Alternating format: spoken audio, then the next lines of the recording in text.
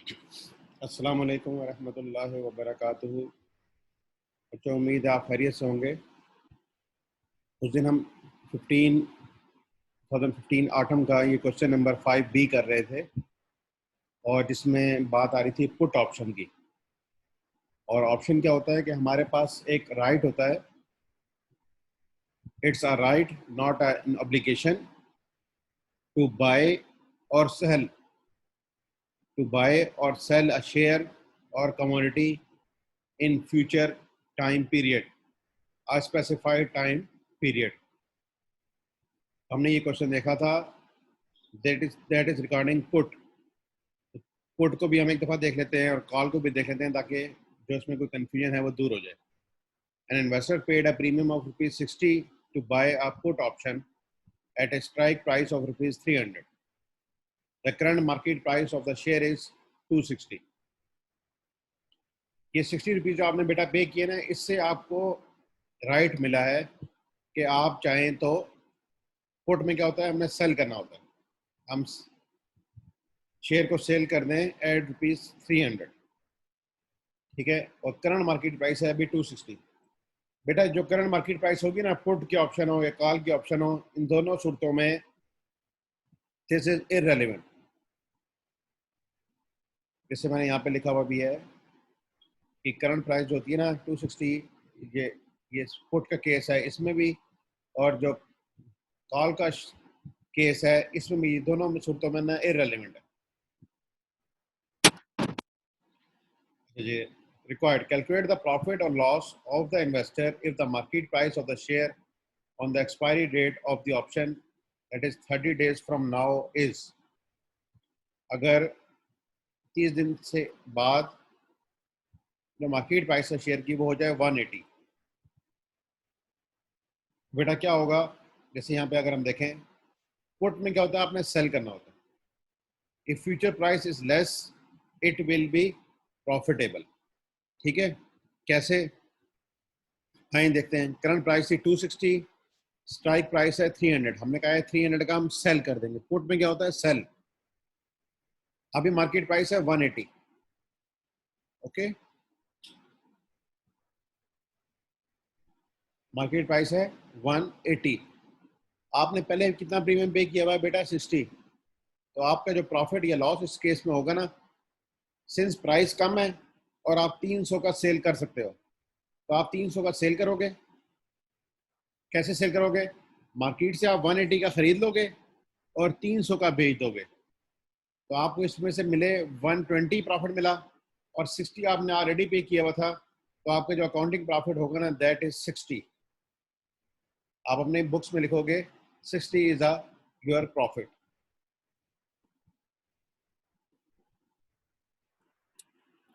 Like wise आप कह रहे हैं 260 प्राइस अगर हो जाए, तो बेटा 300 की स्ट्राइक प्राइस है, मार्केट से अभी आपको मिल रहा है शेयर कितने का, 260 का।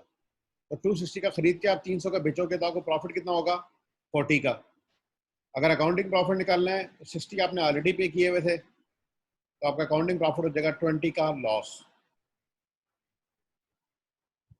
20 का लॉस।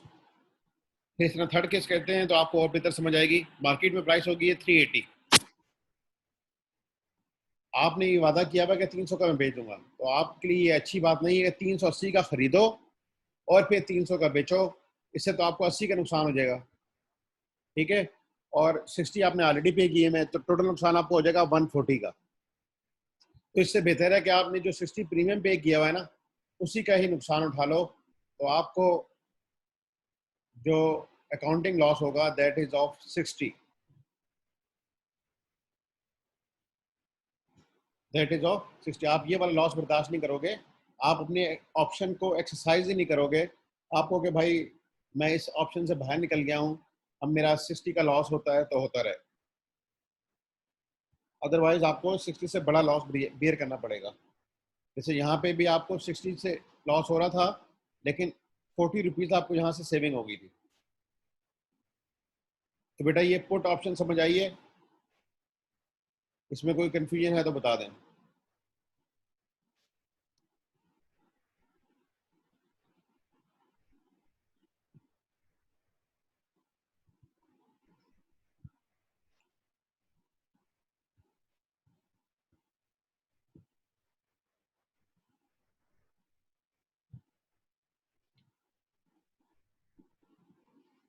जी बेटा।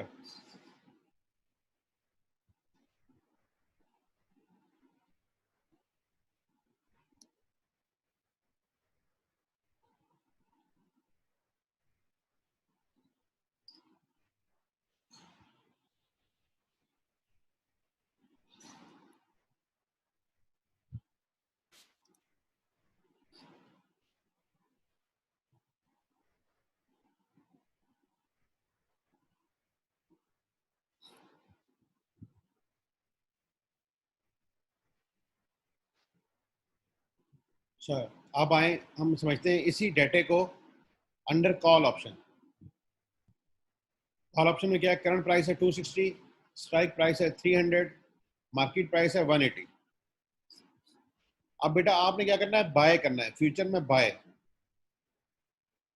फ्यूचर में बाय आप उस वक्त करोगे जब मार्केट प्राइस ना स्ट्राइक प्राइस से ज्यादा हो, या मार्केट प्राइस स्ट्राइक प्राइस से ज्यादा हो। आपने 60 का ऑलरेडी प्रीमियम पे किया हुआ है। अब देखें मार्केट प्राइस कितनी है? 180। तो आप ये चाहेंगे कि आप शेयर 300 का खरीदें, यहाँ पे आपने करना होता है बाय। तो आप 180 के जाके मार्केट से खरीद लेंगे और जो 60 रुपीज़ का आपने प्रीमियम पे किया हुआ था वही आपका लॉस हो जाएगा। फिर केस आ गया, स्ट्राइक प्राइस है 300, मार्केट से मिल रहा है कितने का? 260 का। तो आप मार्केट से 260 का खरीद लेंगे, अदरवाइज 40 रुपीज़ आपको यहाँ एक्स्ट्रा देने पड़ते और 60 ऑलरेडी प्रीमियम के दिए हुए थे, तो टोटल लॉस आपका होता 100 का। तो आपको कि भाई जो मुझे 60 का लॉस हुआ है ना यही काफ़ी है। फिर आ रहा है कि आपने कहा भाई मैं 300 का खरीद लूंगा, मार्केट में कितने का है? 380 का। तो आप मार्केट में आप 300 का ये खरीदेंगे, आपको गेन हो जाएगा ओवरऑल 20 का, क्योंकि मार्केट में वो 380 का सेल हो जाएगा। आप 300 का खरीदेंगे और 380 का बेच देंगे, आपको कितने का प्रॉफिट हुआ? 80 का। 60 आपने ऑलरेडी पे किए हुए थे, तो 20 का आपको प्रॉफिट आ जाएगा। और इस केस में हमारा ये ऑप्शन इसमें एक्सरसाइज करेंगे, बाकी जगह हम एक्सरसाइज ही नहीं करेंगे।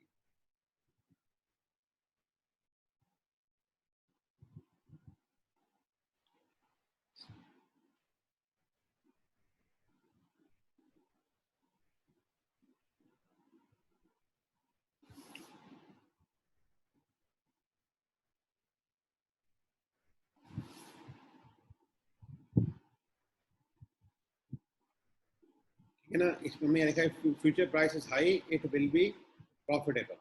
इट मींस क्या है कि if market price is higher than strike price,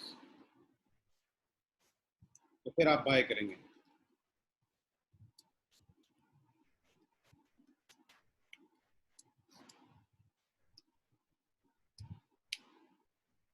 okay,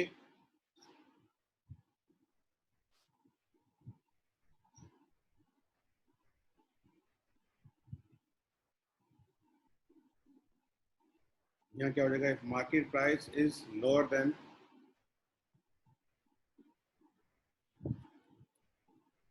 strike price, then you will exercise put option.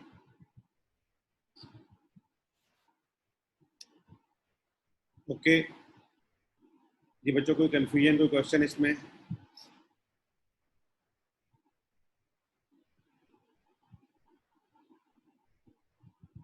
Hammad, तफसीम, Rabia, Rimsha, जी बेटा आप लोगों की तरफ से कोई क्वेश्चन?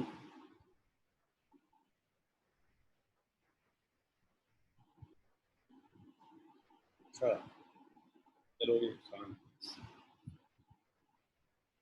अच्छा बेटा, अब इसके अंदर जो पहला पार्ट था ना क्वेश्चन का, वो ये कहता है in the context of options briefly discuss the term intrinsic value, also state how the intrinsic value in the case of call option and put option would be computed।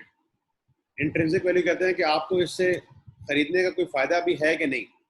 तो बेटा call option के case में जिस तरह हमने यहाँ बात लिखी है, if market price is higher किससे? Then strike price, then you will exercise call option. और if future price is high it will be profitable. ठीक है, तो इस केस में इंट्रिंसिक वैल्यू निकलेगी उस वक्त जब market price is higher than strike price. आपके पास ये तीन केसेस थे। किस केस में market price is higher than strike price? In only in this case.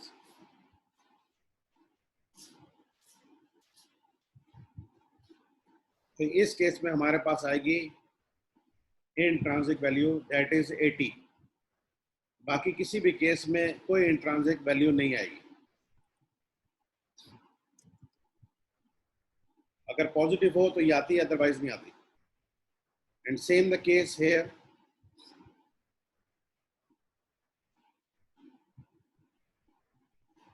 यहाँ क्या स्ट्राइक प्राइस में से मार्केट वैल्यू निकालेंगे। स्ट्राइक प्राइस है 300, इसमें से हम ये लेस करेंगे तो हमारे पास आएगी स्ट्राइक प्राइस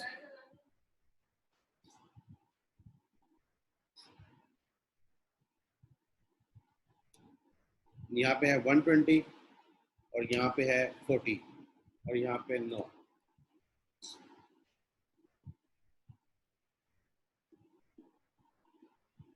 ठीक है बेटा,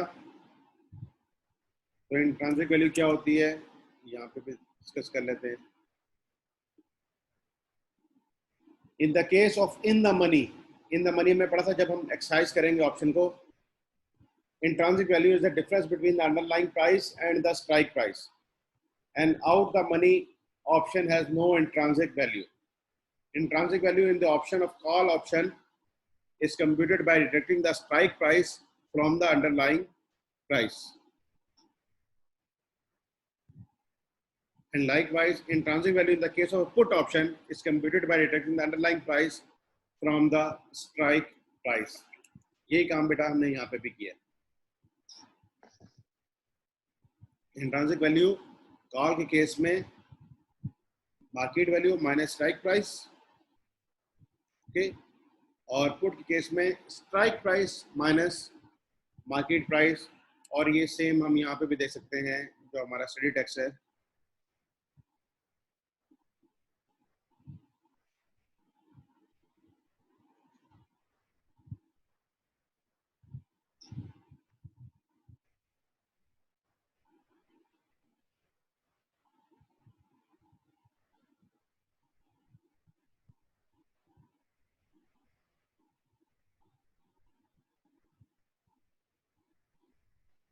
ये इंट्रिंसिक वैल्यू लिखिए।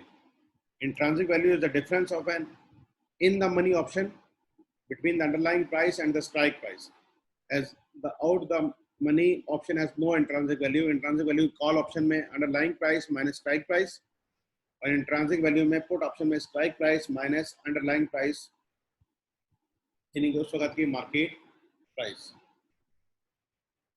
ठीक है, और जब हमने निकालनी हो टाइम वैल्यू, जैसे अगर हम इसमें टाइम वैल्यू भी निकालना चाहें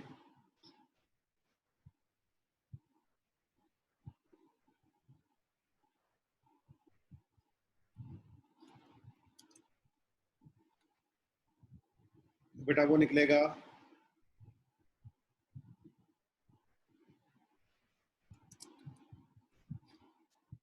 that is premium minus intrinsic value। ठीक है, जैसे अगर हम यहाँ निकाल के तो ये है हमारा प्रीमियम,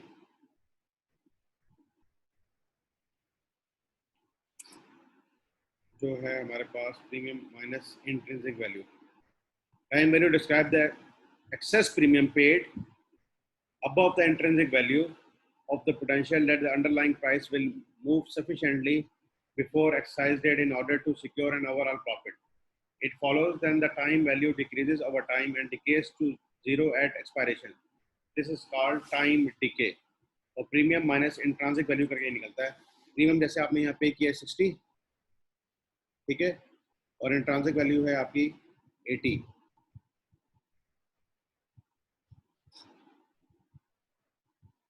तो ये इस तरीके से बेटा टाइम वैल्यू आएगी। ओके, टाइम वैल्यू क्या होगी? जिससे हमने यहाँ क्वेश्चन में देखा है कि आपको कितना टाइम दिया गया था ये चीज़ बाय करने के लिए 30 डेज फ्रॉम नाउ। अब जितना टाइम क्लोज होता जाएगा ना, 30 डेज आते जाएंगे, उस हिसाब से हमारी टाइम वैल्यू डिटरमिन होती रहेगी। और टाइम वैल्यू डिटरमिन किस तरह हो रही है? Premium minus intrinsic value, premium minus intrinsic value.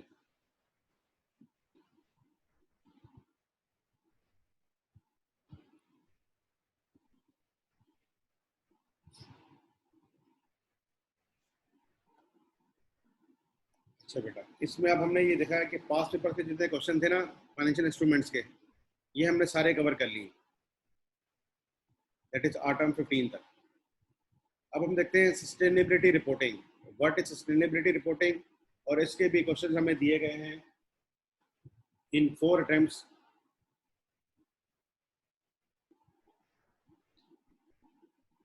ठीक है, स्टार्टिंग फ्रॉम ऑटम 2015 में ये टॉपिक इंट्रोड्यूस कराया गया, और इसका जो पहला क्वेश्चन आया है दैट इज ऑटम 2016 में। तो ऑटम 2016 में इसका जरा क्वेश्चन देखते हैं।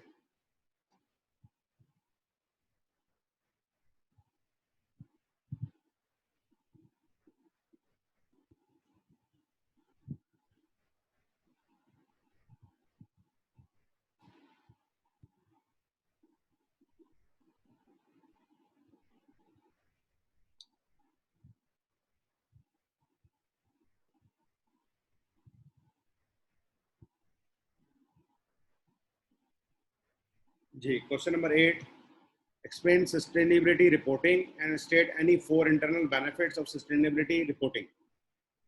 बेटा ये हमारा जो है ना स्टडी टेक्स्ट, इसमें ये लास्ट चैप्टर है, चैप्टर नंबर 18, सस्टेनेबिलिटी रिपोर्टिंग। इसके ऊपर हम डिस्कशन करते हैं कि व्हाट इज सस्टेनेबिलिटी रिपोर्टिंग। ये सारी थ्योरी है, इसलिए हम इसको आज कवर करते हैं इंशाल्लाह। ये बेटा कॉन्सेप्ट लिखा गया सस्टेनेबिलिटी रिपोर्टिंग का। ठीक है,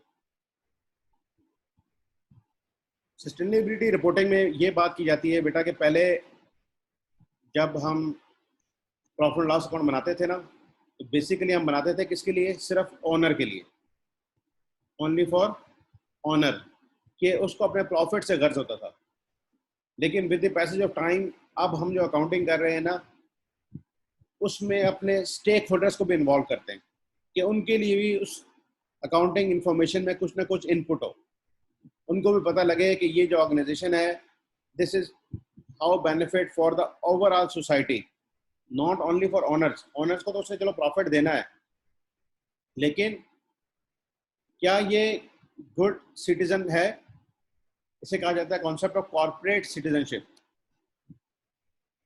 कॉर्पोरेट सिटीजनशिप ये कॉन्सेप्ट अब इवॉल्व हुआ है। ठीक है, and took shape of a structured initiative in the corporate world and was termed sustainability। इसमें हम जाके बात करेंगे इन 4 चीजों की, कि आपके ऑर्गेनाइजेशन की परफॉर्मेंस कैसी है in economics, in environmental issues, in social issues and in governance, जैसे कॉर्पोरेट गवर्नेंस की परफॉर्मेंस। ओके, एक बेटा रिपोर्टिंग इनिशिएटिव है ग्लोबल रिपोर्टिंग इनिशिएटिव। ठीक है, ये कहता है कि it explain the sustainability reporting is a report published by a company or organization about the economic, environmental and social impacts caused by its everyday activities। कि आप जो बिजनेस कर रहे हैं उससे आपको सोसाइटी को नुकसान तो नहीं पहुंचा रहे। जैसे अगर आप कोई केमिकल कंपनी है तो सारी वेस्ट क्या आप अपने साथ वाले जो ज़मीन है उसमें, किसी दरिया में, किसी जगह पे तो बहा नहीं रहे जिससे हमारी इन्वायरमेंट जो है ना पोल्यूट हो? या आप ऐसी चीज़ें तो नहीं बना रहे जो हार्मफुल है for health, for kids and so on. The report also present the organisations value and governance model. कि ऑर्गेनाइजेशन की, जैसे आपने सुना होगा विजन, मिशन, वैल्यूज होती हैं। ऑर्गेनाइजेशन की वैल्यूज क्या है?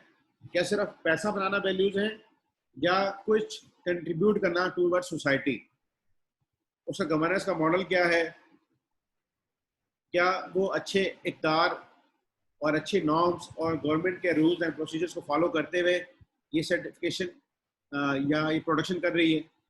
जैसे मैं आपको बताऊं कि यूरोप में क्या हो गया कि अगर आपने थर्ड वर्ल्ड कंट्रीज से इंपोर्ट्स करनी है, तो उन्होंने ये कहा है कि आपने ये श्योरिटी लेनी है कि थर्ड वर्ल्ड कंट्री में जो भी चीज़ हमारे पास थर्ड वर्ल्ड कंट्री से इंपोर्ट होकर आ रही है वो चाइल्ड लेबर ने ना बनाई हो,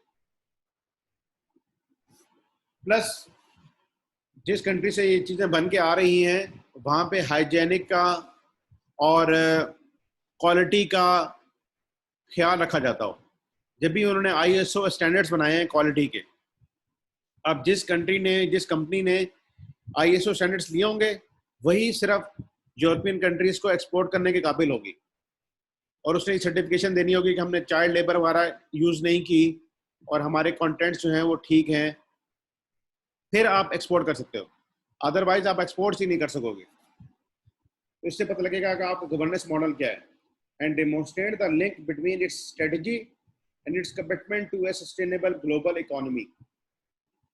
हम ग्लोबल इकोनॉमी को सब म्यूचुअल गेन के लिए काम करना चाहते हैं, रादर देन ये नहीं कि एक कंट्री अमीर हो जाए और बाकी कंट्री, या एक कंपनी अमीर हो जाए और बाकी गरीब हो जाए, ऐसा नहीं है। ठीक है बेटा, इसके लिए क्या होगा, programme of data collection, communication and responses is necessary to produce a regular sustainability report. Moreover, a sustainability performance is monitored on an ongoing basis.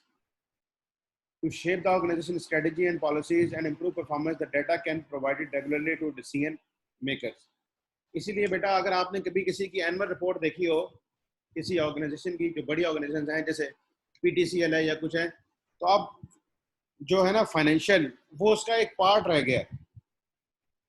जैसे profit loss, balance sheet, cash flows, notes to the account, ये एक part है, लेकिन इसके अलावा अब कई रिपोर्टें उसके साथ और अटैच हो गई हैं, जैसे कॉर्पोरेट गवर्नेंस की रिपोर्ट, ठीक है, CSR की एक रिपोर्ट होती है, कॉर्पोरेट सोशल रिस्पॉन्सिबिलिटी की रिपोर्ट, कि हम कैसे उसके लिए काम कर रहे हैं। इसकी एग्जांपल देता हूँ आपको मैं, जैसे पाकिस्तान टोबैको है जो सिगरेट बनाने की कंपनी है, लेकिन वो साथ साथ क्या करती है, प्लांटेशन भी करती है, ताकि अपना जो एक उसका इमेज है, ये टबैको बना रहे हैं और ये हमारे लोगों को स्मोकिंग का आदी करके और हमारी नौजवान नस्ल को स्मोकिंग आदी करके उनकी हेल्थ डिटीरिएट कर रहे हैं, तो बेटा वो क्या कर रहे हैं, साइमल्टेनियसली वो प्लांटेशन भी करते हैं और उसके ऊपर काफ़ी ज़्यादा पैसा खर्च करते हैं। तो कहते हैं कि अगर हमने एक साइड से कार्बन की इमिशन की है, तो हम दूसरी साइड से उसको प्लांटेशन करके ओवरकम कर रहे हैं, ताकि ओवरऑल सोसाइटी को उसका इम्पैक्ट ना आए। ठीक है बेटा, इसे कहा जाता है कॉर्पोरेट सोशल रिस्पॉन्सिबिलिटी, CSR। ये रिपोर्टिंग करना भी अब इम्पोर्टेंस हो गया, ताकि आप सोसाइटी को बता सकें कि आप क्या वैल्यू एडेड काम कर रहे हैं for the society as a whole.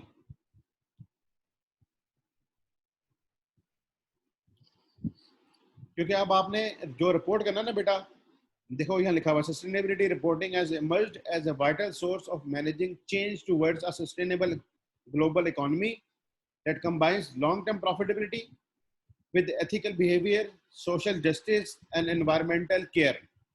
ये बातें आपने करनी। अब हम सिर्फ प्रॉफिटेबिलिटी को नहीं देख रहे होते, हमने अपना बिजनेस का एथिक्स भी देखने हैं, सोशल जस्टिस भी देखना है और एनवायरमेंटल केयर भी देखनी है। Sustainability reporting can be considered as a synonymous with other terms for non-financial reporting, triple bottom line reporting भी कहा जाता है इसको, corporate social responsibility reporting and more. फिर बेटा इसमें एक और रिसेंटली एक टर्म जो इंट्रोड्यूस हुई है, that is called integrated reporting. Integrated reporting क्या है कि आप इसके अंदर financial and non financial performance दोनों डाल दोगे। फाइनेंशियल परफॉर्मेंस तो आपके आगे फाइनेंशियल स्टेटमेंट से कि हमने कितना प्रॉफिट कमाया एंड सो ऑन। इसके अलावा आप नॉन फाइनेंशियल परफॉर्मेंस भी बताओगे, जैसे मैंने आपको पाकिस्तान टोबैको की एग्जांपल दी, वो साथ साथ ये भी बताएंगे कि हमने कितनी प्लांटेशन की है, कितनी सक्सेसफुल रही है और कितने एरिया को हमने कल्टीवेट किया and so on. A more recent development in our sustainability reporting is that it combines the analysis of financial and non-financial performance, which is an intrinsic element of integrated reporting. The recent trend shows that the uptake of sustainability reporting is increasing among organizations of all types and sizes. अच्छा बेटा, ये जो दो मैंने Paris highlight किए, जरा आप इनको पढ़ें.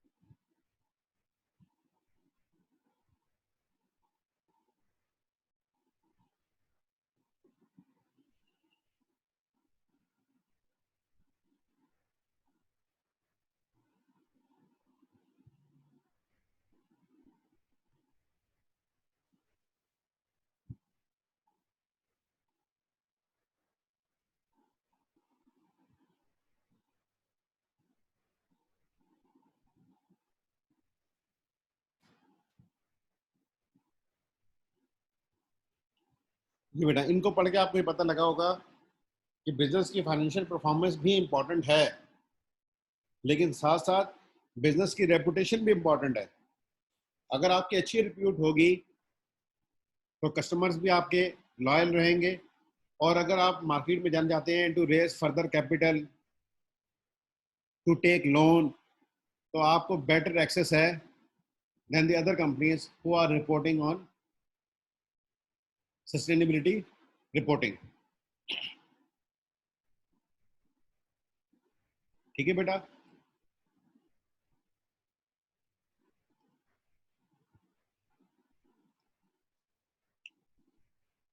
जो बातें हमने ऊपर की हैं वो यहाँ पे ज़रा रिपीट भी हो रही हैं, और ये जो हमने जीआरए की डेफिनेशन की बात की थी, इसके अंदर देख लेते हैं. अच्छा, अब बेटा इसके बेनिफिट्स क्या हैं? Benefits of sustainability reporting. Internal benefits, it increase understanding of risk and opportunities. देखो, आप जब सस्टेनेबिलिटी रिपोर्टिंग करने लग जाओगे, यानी कि अदर देन फाइनेंशियल आप नॉन फाइनेंशियल परफॉर्मेंस भी दोगे, तो आपको ये बताना पड़ेगा कि आप अपनी वेस्ट मैनेजमेंट कैसे कर रहे हो. ओके, आप ये बताओगे कि अगर आप कार्बन को हवा में छोड़ते हो या अपनी वेस्ट को पानी में बहाते हो, तो इसके लिए आपने क्या रेमेडियल मेजर्स लिए हैं? क्या कोई ट्रीटमेंट प्लांट लगाया है, या आप जिस तरह पाकिस्तान टोबैको की एग्जांपल दी, आप उस तरह ओवरकम कर रहे हो? इसके अलावा आप अगर सीमेंट की एग्जांपल लो बेटा, तो सीमेंट के कारखाने पहले जहाँ लगे होते थे ना, वहाँ हवा में बहुत ज़्यादा वेस्ट होती थी. अब क्या हुआ है, सीमेंट के कारखाने, उनकी चिमनी जो है ना, वो बहुत बड़ी और ऊंची हो गई है. अब वो इमीडिएटली इफेक्ट नहीं करते. प्लस उनकी चिमनी में भी अब मुख्तलिफ फिल्टर्स लगा दिए गए हैं कि जो उसकी वेस्ट है ना, वो कम से कम सोसाइटी को अफेक्ट करे. तो अब जो सीमेंट प्लांट एडवर्टाइज किए जाते हैं या उनकी रिपोर्टिंग होती है, तो वो बताते हैं कि हमने स्टेट ऑफ द आर्ट, ये लेटेस्ट मॉडर्न टेक्नोलॉजी वाला प्लांट एक्वायर किया है जो वेस्ट को कम करता है, जो आसपास की सोसाइटी को कम इफेक्ट करता है. तो इसलिए आपको अब पता लगेगा कि हमने ये रिपोर्ट शाया करनी है, और इसके अंदर अगर हमने ये मेजर्स लिए हैं तो it increase our customer loyalty and reduces the risk of bad reputation and so on. It increases understanding of risk and opportunities. Emphasizes the link between financial and non-financial performance. दोनों को बताया जाता है. Financially तो अभी आपको result दे देगा, लेकिन अगर नॉन फाइनेंशियल परफॉर्मेंस आपकी अच्छी नहीं जा रही, तो लॉन्ग रन में ये आपको अफेक्ट करेगी. It provides support in the development of a long-term management strategy and policy and business plans. It helps in streamlining processes, reducing cost, and improving efficiency. It helps benchmarking and assessing sustainability of performance with respect to laws, norms, codes, performance standards, and voluntary initiatives. It helps avoiding being implicated in publicized environment, social and governance failures. It helps in comparing performance internally and between organization and sectors. और इसके external benefits क्या हैं बेटा? Mitigating or reversing negative environmental, social and governance impact, improving reputation and brand loyalty, enabling external stakeholders to understand the organization's true value and tangible and intangible assets, demonstrating how the organization influences and is influenced by expectation about sustainable development. Okay, तो बेटा इसके अंदर अभी ये IFAC के भी हम देखते हैं, और इससे पहले जरा एक दफा इसमें देख लें और क्या चीज़ हमने इसमें देखनी है. हाँ, इसके अंदर बात जो बेटा आई थी इंटीग्रेटेड रिपोर्टिंग की. इंटीग्रेटेड रिपोर्टिंग में क्या था कि हम फाइनेंशियल और नॉन फाइनेंशियल दोनों चीज़ों को इसके अंदर कवर करेंगे. So an integrated report is a concise communication about how an organization's strategy, governance, performance, and prospects in the context of its external environment lead to the creation of value over the short, medium, and long term. It provides an insight about the external environment that affects an organization, the capital used and affected by the organization, and how the organization interacts with the external environment and the capitals to create value over the short, medium and long term. ये बात दोबारा की है. अब बेटा आ रहा है कि इसके अंदर ना हम कैपिटल सिर्फ amount invested by the owner को नहीं समझते, बल्कि इसके अंदर और भी कैपिटल्स हैं. वो क्या हैं? The capitals are stock of value that are increase, decrease और transform through the activities and output of the organisation. जैसे आप देखें स्टॉक मार्केट में शेयर की प्राइस बढ़ती है, कम होती है, स्टेबल रहती है. वो क्यों होता है बेटा? कि शेयर की जो कैपिटल है वो तो ऑनर ने इन्वेस्ट कर दिया है, लेकिन उसकी प्राइस ऊपर नीचे क्यों जा रही है? It has both financial and non financial indicators जिसकी वजह से आती है. जैसे वो यहाँ पे बता रहे हैं, they are categorised as financial, manufactured, intellectual, human, social and relationship and nature capital. Existing practices of measuring capital other than financial are in evolution stage and have yet to attain the level of generally accepted standard. अभी तो हमें सिर्फ capital का पता है जो financially हम major कर सकते हैं, लेकिन देखें जिस कंपनी के लॉयल एम्प्लॉइज हो, हार्ड वर्किंग एम्प्लॉइज हो, जिसके पास state of the art machinery हो, ठीक है, यानी कि जो हमारी पास 6 चीज़ें आ रही हैं, 6-7 चीज़ें, इन्हीं को दोबारा यहाँ पे भी बताया जा रहा है. That is financial, human, manufactured, social and relationship, intellectual and natural. These are 6 types of capital.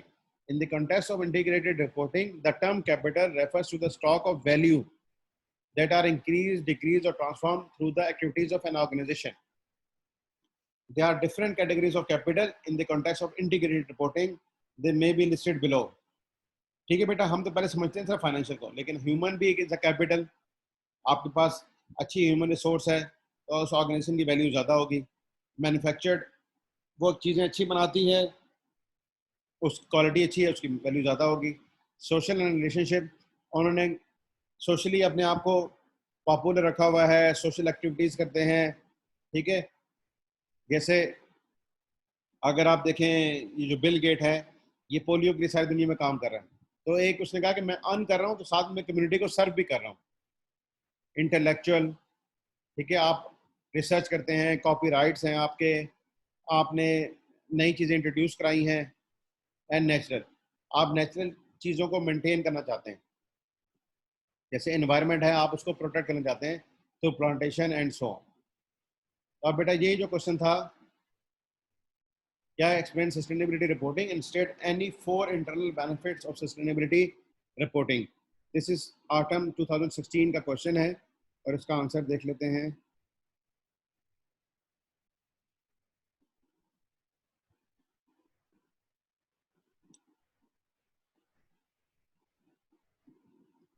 ये जो बातें भी हमने पढ़ी हैं वही बातें यहाँ पे वो करेंगे भी.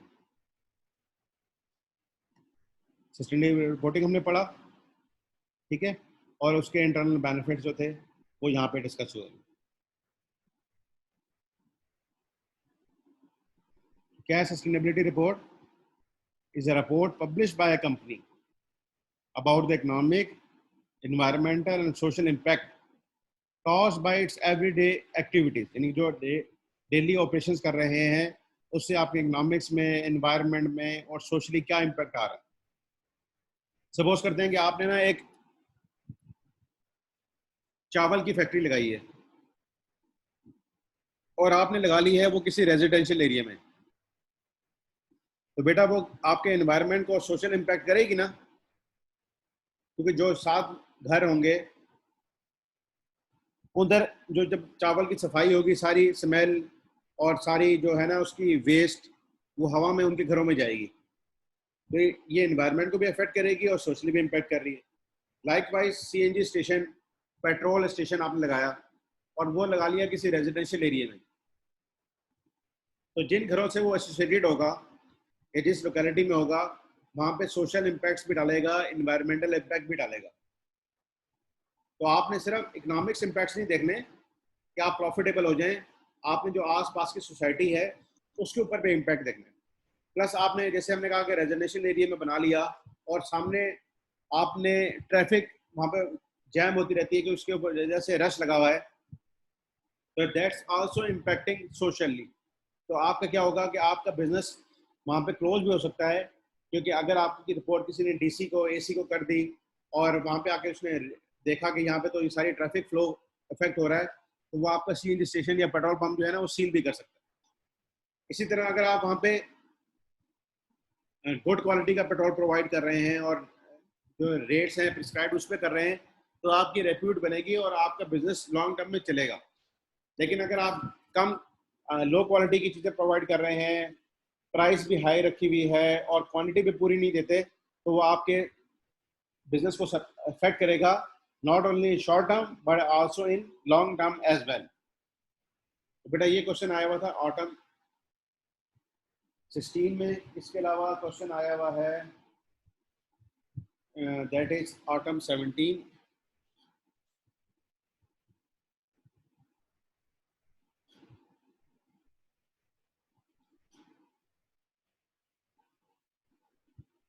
Describe briefly the concept of integrated reporting. In the context of integrated reporting, the term capital refers to the stock of value that are increased, decreased, or transformed through the activities of an organization. List the 3 categories of capital in the context of integrated reporting. ये बात भी हमने पढ़ ली है।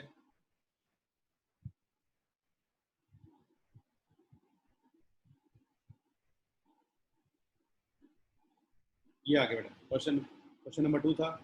Integrated reporting is a method of presentation about how the organization interacts with the external environment and how an organization's strategy, governance, performance, and prospects in the context of an external environment lead to the creation of value over the short, medium, and long term. Different categories of capital in the context of integrated reporting were financial, human, manufactured, social, and intellectual and natural.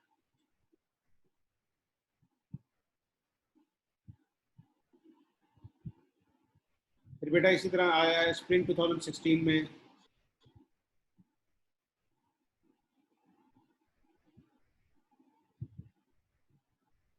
That is question number 9.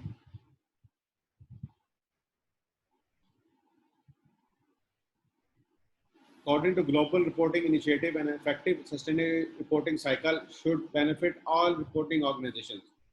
This internal and external benefits 3 each of sustainability reporting. ये भी अभी हमने देख लिया है।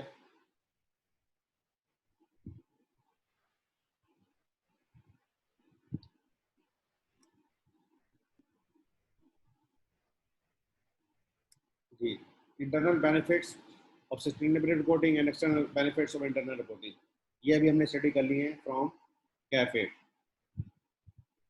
ठीक है बेटा, तो थोड़ा सा आइडिया हुआ है कि सस्टेनेबिलिटी रिपोर्टिंग में क्या है। हमने जस्ट फाइनेंशियल चीज़ों की तरफ नहीं जाना, हमने नॉन फाइनेंशियल चीज़ों की तरफ जाना है और देखना है कि वो कैसे इम्पैक्ट करती हैं हमारी सोसाइटी को। ओके, अब हम आते हैं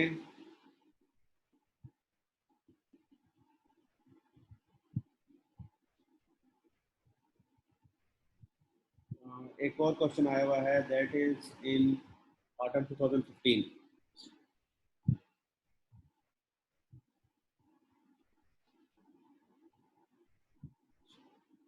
दैट इज क्वेश्चन नंबर थी इन question number 8।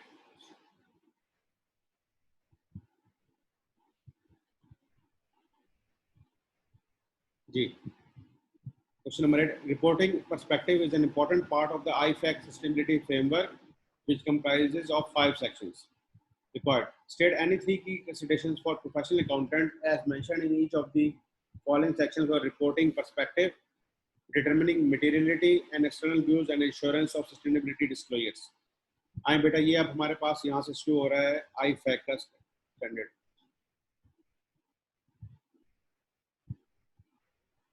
International federation of accountants, that is IFAC, उसने सस्टेनेबिलिटी फ्रेमवर्क पब्लिश किया है जिसमें बताया जा रहा है कि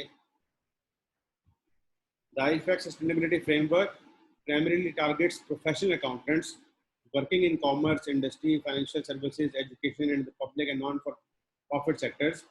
IFAC strongly believes that these professional accountants can influence the way organizations integrate sustainability into कि आप सस्टेनेबिलिटी क्या सस्टेन कैसे करेंगे आप in the long run through its mission, अपने मिशन में एक्सप्लेन करें इसको, गोल्स एंड ऑब्जेक्टिव, स्ट्रेटजीज में, मैनेजमेंट एंड ऑपरेशंस में, डेफिनेशन ऑफ सक्सेस बताएं एंड स्टेक होल्डर्स कम्युनिकेशन।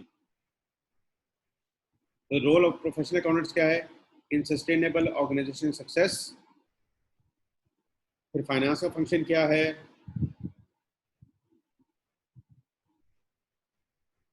फिर key themes and key consideration of IFAC framework of sustainability में क्या है, बिजनेस स्ट्रेटजी पर्सपेक्टिव है कि हम डिजाइन कैसे करेंगे सस्टेनेबिलिटी और बिजनेस केस कैसे बनाएंगे इसको,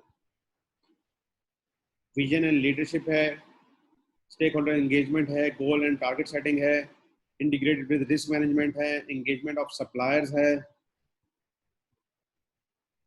ऑपरेशन पर्सपेक्टिव्स हैं, कॉस्ट कटिंग है एंड सो ऑन। ठीक है बेटा।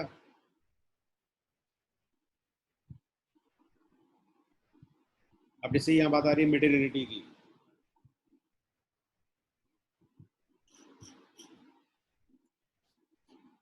यही हमारा जो क्वेश्चन है ना, इसमें भी ये बात की जा रही है determining materiality, external review and assurance of sustainability disclosures. External review and assurance of sustainability disclosures. तो आए इसका देख लेते हैं।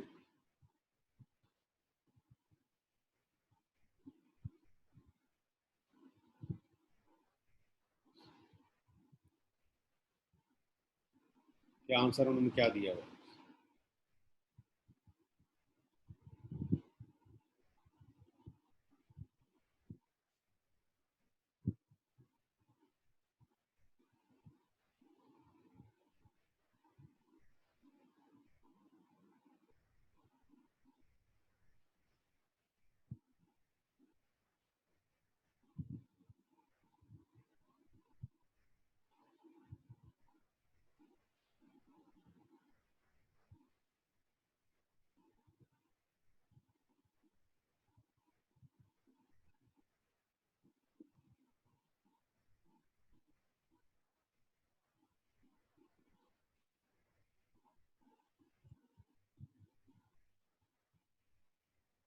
ये बेटा ये है question number 8। Key consideration of for professional accountant as per IFAC sustainability framework for the following sections for reporting perspective. Determining materiality. In defining report content, materiality should be considered along with the need for other important information characteristics. Accountability for materiality threshold and judgments. Linking the determination of materiality to strategy, risk management and sector benchmarks. अब materiality जो बेटा determine कर रहा है ना, उसकी भी accountability है कि आपने ये थ्रेशोल्ड कैसे रखा था, इसके जजमेंट बताएं। और आप जब अभी ऑडिट करने आएंगे तो आप देखेंगे कि आप हर अकाउंटिंग हेड के अंदर ना एक थ्रेशोल्ड डिफाइन करते हैं कि इतनी मेटेरियलिटी लेवल के हम ऑडिट करेंगे और उसके ऊपर सैंपल साइज क्या रखेंगे एंड सो ऑन। फिर determining a process for resolving different expectations regarding materiality, where information is reported can help to reinforce materiality criteria to keep the length of disclosures manageable, particularly where the applications of materiality might vary between reporting for wider stakeholders from investors, अब आप maternity जो है ना सिर्फ financial statement बनाते के हवाले से नहीं रख रहे, बल्कि आप जो एनुअल रिपोर्ट बना रहे हैं ना उसके हवाले से रख रहे हैं। फिर external review and assurance of sustainability disclosures. The quality of external assurance is directly linked to stakeholder inclusiveness. आपने सारे स्टेक होल्डर्स का इंटरेस्ट इसमें रखा हो। Clarifying the purpose and scope of the assurance, the choice of service provider, establishing the types of engagement, enhancing the assurance statement। तो बेटा ये जो क्वेश्चन है दैट इज द, अगर हम पास पेपर्स में देखें तो ये 4 क्वेश्चंस आए थे, ऑटम, स्प्रिंग, ऑटम और ये, ठीक है ना। अभी हम ऑटम 15 देख रहे थे। तो ये जो हमारा चैप्टर है दैट इज सस्टेनेबिलिटी रिपोर्टिंग। और अगर हम इसके आ जाएं इस पे स्टिकी नोट्स पे, तो ये हमें यह बता रहा है कि हमने 4 चीज़ों को इसमें कवर करना है। The first one is the integrated reporting, second is the sustainability reporting, फिर इंटरनेशनल फेडरेशन ऑफ अकाउंट्स की क्या डेफिनेशन है और उसकी की थीम्स क्या हैं, ठीक है। तो एक दफ़ा हम दोबारा देख लेते हैं कि स्टिकी नोट्स में क्या बता रहे हैं। Integrated reporting is a process of integrating thinking and connectivity of information. It describes the relationship between operating and functional using with capital that organization uses. On the other hand, sustainability reporting explains economic, environmental, and social impacts caused by its everyday activities. It requires performance in 4 areas, namely economic, environmental, social, and governance performance. ठीक है, इन areas में आपने अपना impact बताना है। An International Federation of Accountants Sustainability Framework describes the role of professional accountants in driving sustainability organization success as well as financial accountants and finance functions. आपने financial accountant वाले role तो करने ही करने हैं, लेकिन अब आपने ऑर्गेनाइजेशन को ये बताना है कि आइंदा लॉन्ग रन में चलने के लिए हमें सस्टेनेबिलिटी रिपोर्टिंग करनी पड़ेगी। हमें अपने जो स्टेक होल्डर्स हैं, government, general public, society, employees, customers, इन सब के लिए भी अपनी एनुअल रिपोर्ट में कुछ ना कुछ इंटरेस्ट रखना है। Key themes and considerations are provided with respect to 3 areas, namely business strategy perspective, operational perspective and reporting perspective। 3 areas के अंदर आपने काम करना है। आईफा कहती है कि बिजनेस स्ट्रेटजी आप इस पर्सपेक्टिव से बनाएं, इसमें सिर्फ शेयर होल्डर्स का इंटरेस्ट ना हो बल्कि स्टेक होल्डर्स का इंटरेस्ट हो। ऑपरेशनल पर्सपेक्टिव, ऑपरेशनली आप कैसे काम करेंगे कि जो आपकी सोसाइटी को इफेक्ट ना करे, इन्वायरमेंट को, सोशली, ठीक है बेटा। And reporting perspective, reporting perspective में क्या है कि आप सिर्फ शेयर होल्डर के पॉइंट ऑफ व्यू से रिपोर्ट ना बनाएं, आप स्टेक होल्डर्स के पॉइंट ऑफ व्यू से ये रिपोर्ट्स बनाएं। तो बेटा ये this is a theoretical chapter that is the sustainability reporting. तो इसमें अभी आपका कोई क्वेश्चन है तो बताएं। मेरे आस्पेक्ट से ये चैप्टर कंप्लीट है और इसमें जो कुछ 1-2 टर्मिनोलॉजीज हैं वो मैं आपको और बताता रहता हूँ। इसमें हमने डिस्कस भी किए हैं अभी। Carbon foot printing, carbon foot printing ये है बेटा कि अगर आपकी कंपनी ड्यूरिंग मैन्युफैक्चरिंग कार्बन को वेस्ट कर रही है और उसको प्रॉपर ट्रीटमेंट नहीं कर रही, जैसे पानी में बहा रही है या हवा में उड़ा रही है, तो it may affect your companies repute in the eyes of the customers, in the eyes of the आपके जो एरिया के एडमिनिस्ट्रेटर्स हैं, और वो आपकी कंपनी को सील भी कर सकते हैं। की थीम क्या है? Using carbon accounting to calculate organisation carbon footprint in order to manage GHT emissions. हमें जो उसके बैड इमिशंस आ रहे हैं उनको मैनेज करें and make reductions over time, और उसके ऊपर हम कम करते जाएं इनको। रिपोर्ट द फुटप्रिंट, फुटप्रिंट कहते हैं कि बेटा उसने क्या इम्पैक्ट डाला है, कार्बन ने क्या इम्पैक्ट डाला है सोसाइटी पे accurately to external stakeholders and invest in lower energy technologies and more efficient methods of operating. आपको ये कोशिश करनी चाहिए बेटा कि हम जो है, जैसे अगर आप देखें ना कि पहले डीजल पे गाड़ियाँ चलती थी, फिर पेट्रोल पे आई, फिर सीएनजी पे आई, और आप किसकी तरफ जा रही हैं? इलेक्ट्रिकल मोड की तरफ। हम एनर्जी का इस्तेमाल कम से कम करें, क्योंकि जब एनर्जी हम इस्तेमाल करते हैं ना, तो साइमल्टेनियसली वो ऐसी चीज़ें प्रोड्यूस करती है जो हमारी सोसाइटी को अफेक्ट करते हैं। जैसे अगर आप लोग एनालिसिस करें, विद द रिसेंट ईयर्स ना गर्मी बढ़ती जा रही है। क्यों बढ़ती जा रही है बेटा? क्योंकि हम एसी की कंजम्पशन बढ़ाते जा रहे हैं। जब एसी हम चलाते हैं तो हमारे अपने रूम्स या घर तो ठंडे हो जाते हैं, लेकिन उसकी जो सारी हीट है वो कहाँ जा रही है? बाहर एयर में। जब भी ओवरऑल सोसाइटी का और कंट्रीज का एनवायरनमेंट या टेम्परेचर जो है ना वो बढ़ता जा रहा है, जिसकी वजह से ये ग्लोबल वार्मिंग का इशू आया और हमारी ओजोन लेयर खराब हो रही है। तो हमने क्या करना है, with the passage of time इस अपने मेथड्स को, ऑपरेटिंग मेथड्स को एफिशिएंट करना है और लेस डिपेंडेंट होना है ऑन एनर्जी। ठीक है बेटा? तो इसमें की कंसिडरेशन फॉर प्रोफेशनल अकाउंटेंट्स क्या है? Moving beyond a GHG inventory. हम अपने जो है ना कार्बन की इन्वेंट्री को कम से कम करें। Determine how to manage carbon emissions data, distinguish between boundaries in terms of organization and product footprints and between entities in the supply chain। जो हमारी पूरी सप्लाई चेन है उसके अंदर भी हम इसके इम्पैक्ट को कम करें। Establish principles of a carbon audit report and the key issues to be disclosed in external reports for stakeholders। Greenhouse gas inventory audit। ठीक है? जो ग्रीन हाउस गैस है तो हम बताएं कि हम उसके लिए कितना कंट्रीब्यूट कर रहे हैं, क्योंकि ग्रीन हाउस अगर गैस हमारी अफेक्ट होती जाएगी तो हमारी पूरी सोसाइटी, हमारे पूरी वर्ल्ड अफेक्ट कर रही है। ठीक है बेटा? इसी तरह हमने वाटर को कंजर्व करना है, हमने एयर को कंजर्व करना है, हमने अपनी जो एस्थेटिक सेंस है हमारी सोसाइटी में, हमारे माउंटेन्स हैं जैसे मार्गला के माउंटेन्स हैं या दूसरे जो हमारे समंदर हैं, इनको साफ रखना है। इन सब ये this is for the whole society. हमने कैसे ग्रो करना है, रादर देन कि जी हम बस चीज़ें बनाते जाएं और वेस्ट करते रहें एंड सो ऑन, ये नहीं करना हमने।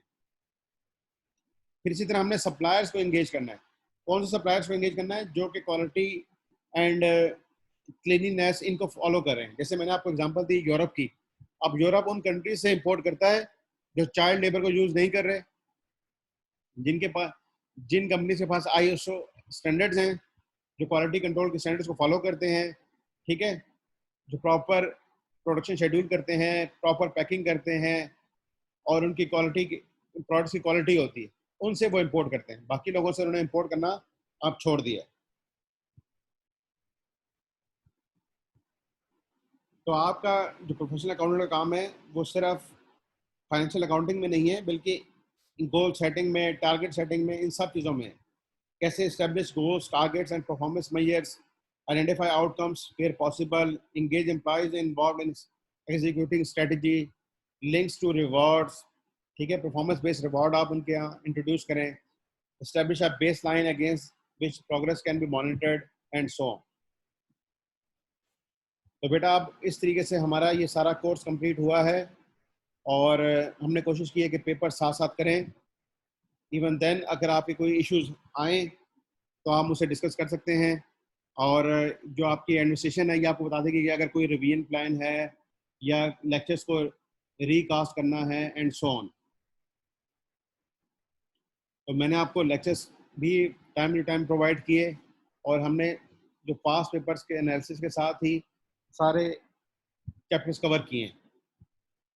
अब जो बच्चे मेरे साथ चलते रहे हैं, मेरे ख्याल से हमाद मेरे साथ चलता रहा या रबिया चलती रही। ठीक है? जिन्होंने साथ साथ पढ़ा है उनके कंफर्ट लेवल ज़रा बेहतर होगा। बाकी लोग अगर अभी रिवीजन कर रहे हैं और आहिस्ता आहिस्ता इस स्टेज पे आ जाएंगे तो आपके एग्ज़ाम का भी अभी पता नहीं, मेरे ख्याल से अभी जब कोरोना ठीक होता है तो फिर आपके साथ एग्ज़ाम आएंगे।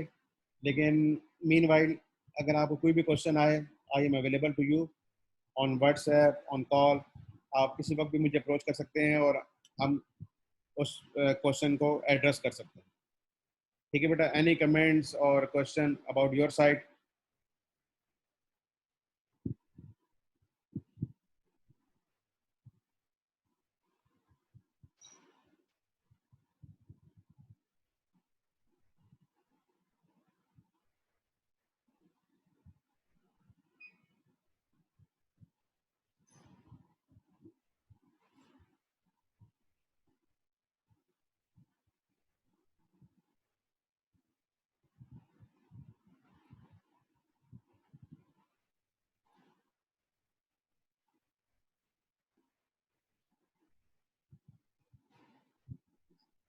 ठीक है बेटा, फिर अस्सलाम वालेकुम व रहमतुल्लाहि व बरकातुहू।